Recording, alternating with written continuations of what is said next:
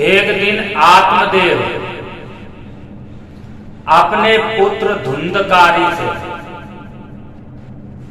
धुंधकारी के असभ्य व्यवहार से, कुसंग से, उनके दुराचार से, उनके व्यभिचार से, उनके दुर्गुणों से परेशान होकर के उदास बैठे हुए थे। गोकर्णो पंडितो ज्ञानी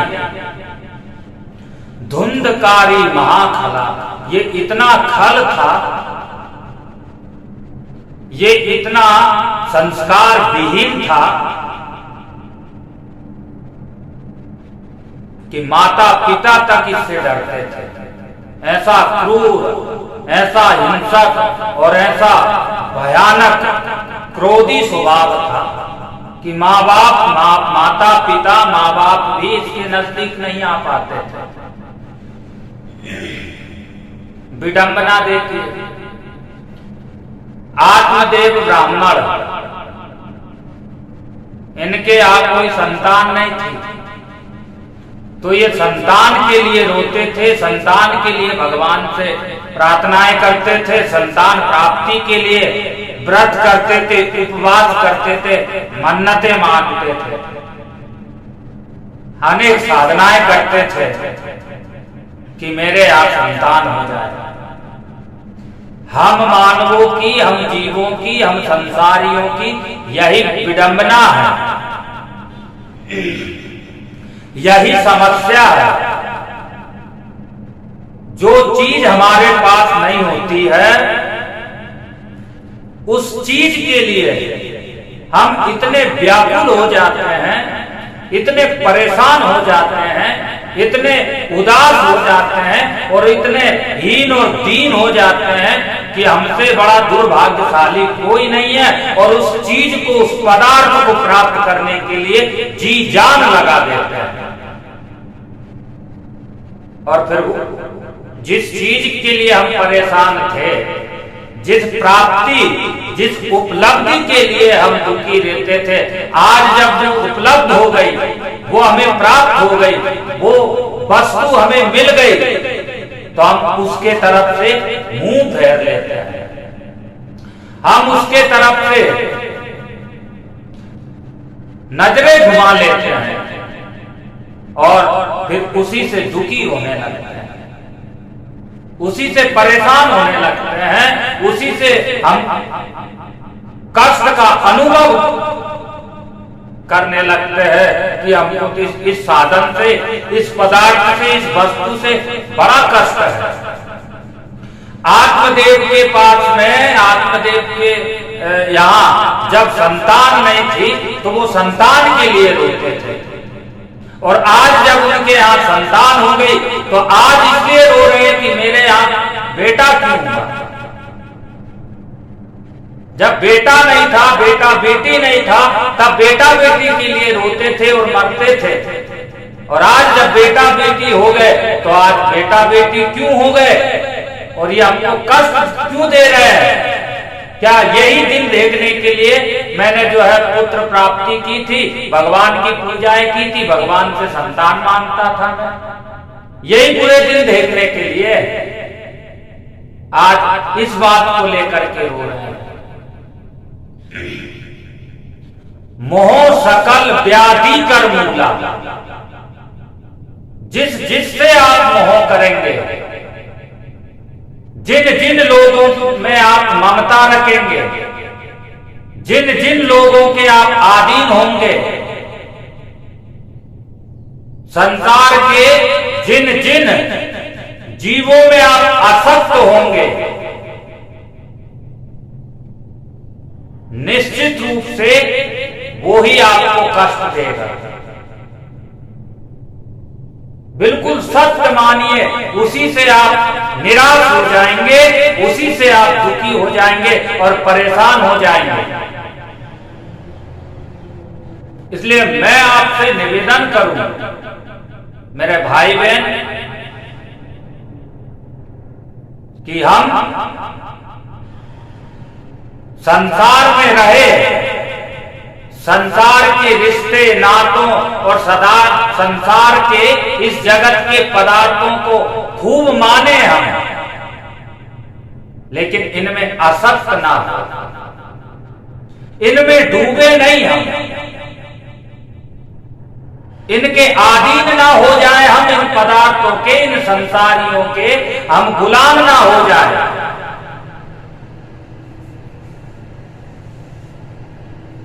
श्रोतागण ध्यान देंगे,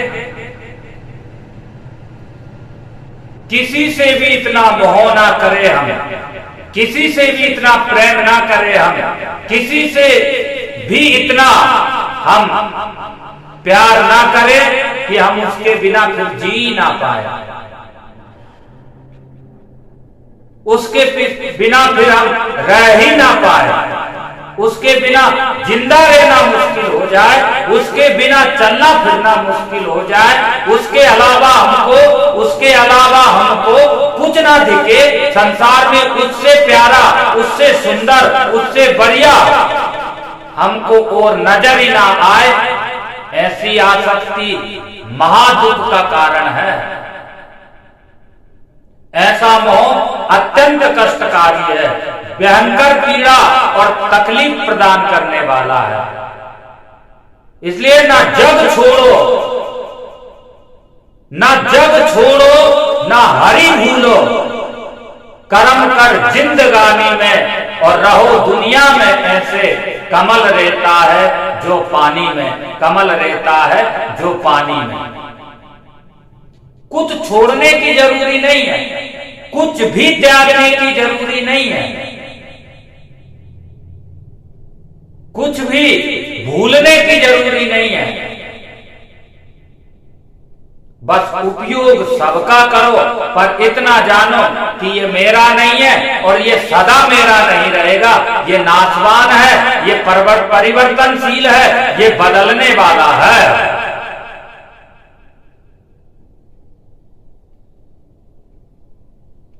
इसलिए कोशिश करिए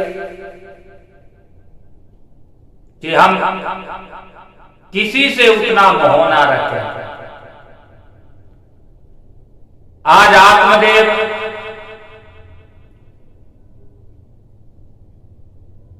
अपनी संतान से जब दुखी हुए, उनके अनुरूप संतान ना निकली, उनके अनुकूल संतान जब ना बन पाई, जैसा वो चाहते थे वैसे उनके पुत्र ना बने, तो प्रतिकूलता पाकर के आज रो रहे हैं। इसलिए भैया,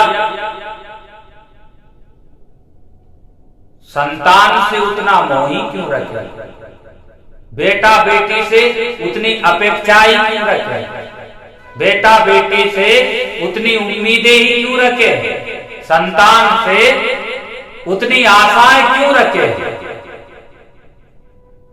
अरे आशा है राम जी से, दूजी आशा त्याग दो, नाता है राम जी से, दूजा नाता छोड़ दो, दूजा नाता छोड़ दो। आशा ही करना है तो आप भगवान से कीजिए, मोह ही करना है, ममता ही करना है तो आप भगवान से करिए। अनन्य ममता विष्णु, ममता प्रेम संगता, प्रेम और ममता ही करना है अनन्यता से, अनन्य होकर के। तो फिर भगवान नारायण से करिए, श्री हरि से करिए, जो कभी बदलते नहीं है, जिनका कभी परिवर्तन नहीं होता है, जो कभी धोखा नहीं देते हैं, और जन्म जन्म एक जन्म नहीं, कई जन्मों तक जो साथ निभाते हैं। आप ही बदल जाते हैं, लेकिन मेरे परमात्मा, मेरे ठाकुर, मेरे गोविंद जी नहीं बदलते हैं। इसलिए मैं आपसे निवेदन करूं मेरे श्रोतागणों, जरा ध्यान से सुनिए। मोह ना हमको बेटी से करना है, ना बेटा से करना है, ना अन्य कोई रिश्ते नातों में करना है। क्योंकि आप जब मोह रख करेंगे तो उनसे आशा भी रखेंगे कि मेरा बेटा है, मेरी सेवा करेगा, मेरा बेटा है, मेरी बहू है, मेरी बात सुनेंगे, मेरी आज्ञा का पालन करेंगे, मेरे अनुरूप चलेंगे, मेरा अनुसरण करेंगे। जैसा मैं चाहूंगा, जैसा मैं चाहूंगी वैसा ही करेंगे, हर बात मेरी मानेंगे। ऐसी उम्मीदें करने लगेंगे फिर आप, उनके ऊपर आप प्रतिबंध लगाने लगेंगे, बेटा बहू पर नियंत्रण करने लगेंगे, बहू बेटा की देखरेख करने लगेंगे कि ये कैसा जी रहे, कहां जी रहे, कितना खर्चा कर रहे, कहां पैसा अपव्यय कर रहे हैं, फालतू बर्बाद कर रहे हैं। ऐसी जब आप नजर रखने लगेंगे तो आपकी संतान अपने को गुलाम समझने लगेगी, अस्वतंत्र समझने लगेगी, वो फिर आपसे दूर होना चाहेंगे, बेटा बेटी फिर आपसे भागना चाहेंगे, बेटा बेटी आपसे मुंह फेरने लगेंगे और आपसे रूखा और बड़ा नीरस व्यवहार करने लगेंगे और कोशिश करेंगे कि वो आपके नजदीक ना रहे। ऐसी कोशिश करेंगे कि हम अपने माँ बाप के नजदीक ना रहें। इसलिए बेटा बेटी को स्वतंत्र रहने दीजिए, बेटा बेटी को स्वतंत्र आजाद कर दीजिए, उनको छेड़िए मत, उनको टॉर्चर मत करिए, उन पर, उनके जीवन पर आप पाबंदी मत लगाइए।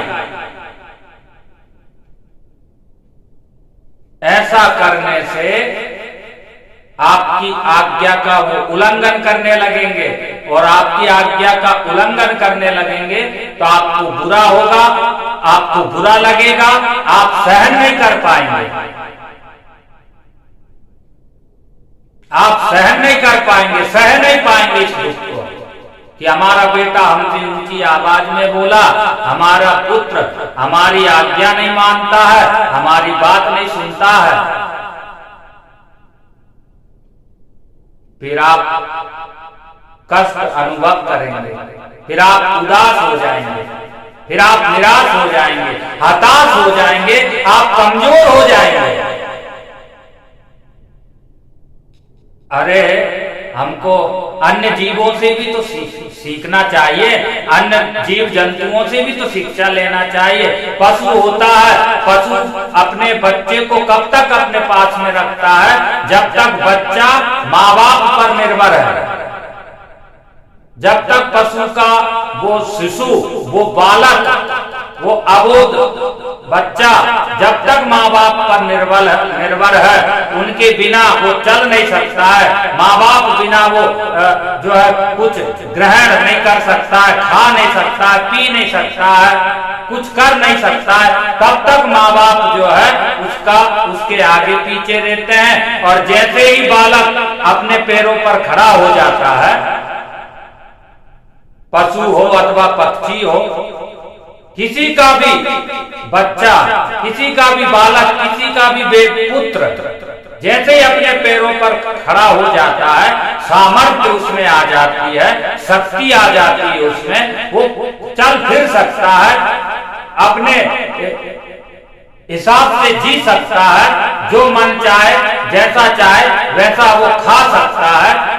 तो उसको उसके माँ बाप स्वतंत्र छोड़ देते हैं कि अब बेटा आपको जहां रहना है, अब जहां आपको अच्छा लगे, जहां आपको खुशी मिले, जहां आपको आराम मिले, जहां आपको शांति मिले, वहां आप प्रेम से रहिए, कोई पाबंदी नहीं,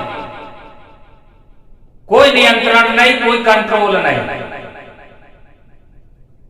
लेकिन हम मानवों में ये प्रॉब्लम है, इसलिए रात दिन दुखी रहते हैं, इस दिन रात दिन परेशान रहते हैं, इस दिन रात दिन उदास रहते हैं, इस दिन इसलिए हम हर समय हर क्षण रोते रहते हैं कि मेरा बेटा नहीं सुनता है, मेरी बेटी नहीं सुनती है, मेरी बहू नहीं सुनती है, न जाने बुढ़ापा में मेरा बेटा बेटी मेरी सेवा करेंगे कि नहीं। अरे उम्मीद क्यों लगाना है, आशा ही क्यों लगाना है। हमको किसी से सेवा नहीं लेना है, और भगवान करे कि हमको कोई एक गिलास पानी भी ना दे, और हम किसी से एक गिलास पानी भी ना मांगे, हम स्वयं सेवक बने, हम किसी से सेवा ना लें, हम मरते ही मर जाए लेकिन किसी के अधीन होना ना पड़े, किसी से आशा ना लगाना पड़े, किसी का इंतजार ना करना पड़े कि बहू आएगी, बेटा आएगा तो पानी पिलाएगा, चाय पिलाएगा, खाना खिलाएगा। नहीं, भगवान इतनी सामर्थ्य, इतनी शक्ति और इतना बल और इतना हमारा स्वास्थ्य बना के रखे कि हम चलते फिरते ही भगवान के घर चले जाए, पर हम किसी के अधीन ना हो, हमको किसी की जरूरत ना पड़े, हमको किसी की आवश्यकता ना पड़े, हम इतने हष्ट पुष्ट और बलवान रहें। बस भगवान से यही मांगना है, परमात्मा से, ईश्वर से यही प्रार्थना करना है कि जीवेम सरदा सतम, हम 100 साल भी जिए तो स्वस्थ जिए, तंदुरुस्त जिए, निरोग जिए और मस्त रहे, चलते फिरते रहे, आंखों से बराबर दिखाई दे, कानों से बराबर सुनाई दे, पैरों से चलते रहे, हाथों से सेवा होती रहे। ये प्रार्थना करिए भगवान से, ये आशा लगाइए भगवान से। अरे आपका घुटना दर्द करने लगा, घुटना आपका दर्द करने लगा, मान लीजिए आपकी बहू सेवा भावी है, आपकी सेवा करती है, आपको अपनी माँ की तरह मानती है, जननी मानती है, आपको आपकी आज्ञा का पालन करती है, आपके अनुरूप चलती है, आपकी मर्जी के बिना एक भी कदम नहीं उठाती है, फिर भी आपका यदि घुटना दर्द करने लगा तो बहू कब तक आपका पैर दबाएगी? बोलिए, पैर आपका कब तक दबाएगी? कब तक पैर में मालिश करेगी? दिन भर पकड़ के थोड़ी बैठी रहेगी आपकी टांग को, आपके घुटनों को, दिन भर थोड़ी जो है वो आपके पास में बैठी रहेगी। इसलिए सेवा कोई नहीं कर सकता है,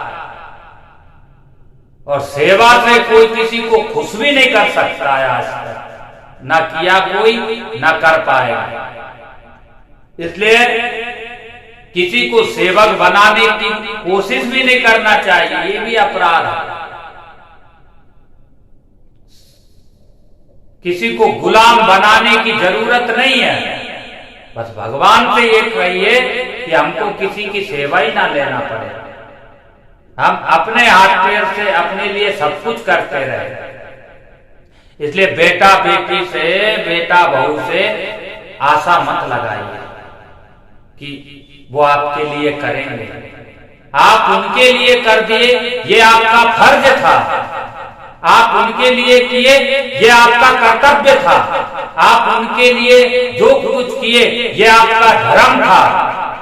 अब वो भी आपके लिए करे, वो भी आप जैसा किए वैसा वो आपके लिए करे, तो ये जरूरी नहीं है, ये बिल्कुल जरूरी नहीं है कि आप जिनके लिए कर रहे हैं और जितना कर रहे हैं उतना ही वो आपके लिए करे। कोई जरूरी नहीं है। इसलिए ये कोशिश करिए कि हम किसी से अपेक्षा ना करें।